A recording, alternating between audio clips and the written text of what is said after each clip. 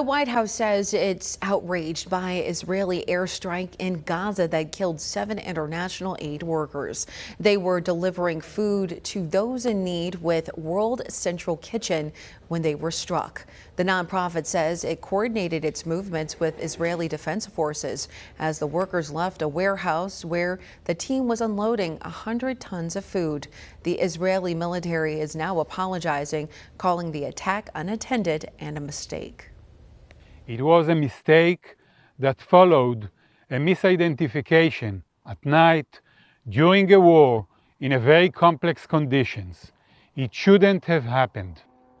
Israel says the airstrike is currently being investigated by an independent body. Meanwhile, World Central Kitchen has paused operations in Gaza, where aid groups say famine is imminent.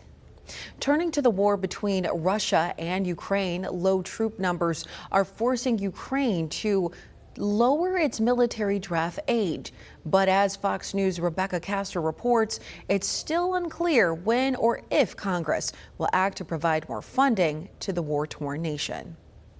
Ukrainian President Volodymyr Zelensky is doing everything he can to boost his military's morale and increase their ranks more than 2 years after Russia invaded his country. His latest move, signing a law lowering the military draft age from 27 to 25, telling Fox News' Brett Baier in February that tens of thousands have been killed in the war, including civilians. Should we compare the number of soldiers killed?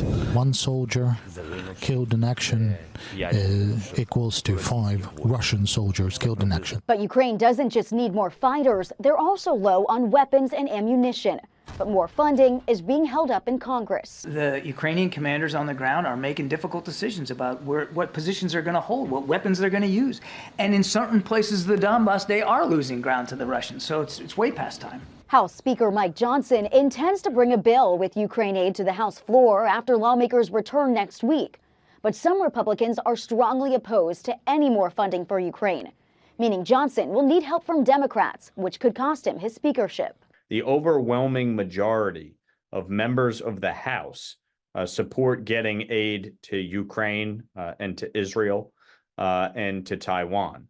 And so legislation has to come to the floor for a vote, no matter the threat or the cost. In recent weeks, Russia has increased its air attacks on Ukraine, and Zelensky's troops are bracing for a potential offensive later this spring or summer. In Washington, Rebecca Castor, Fox News.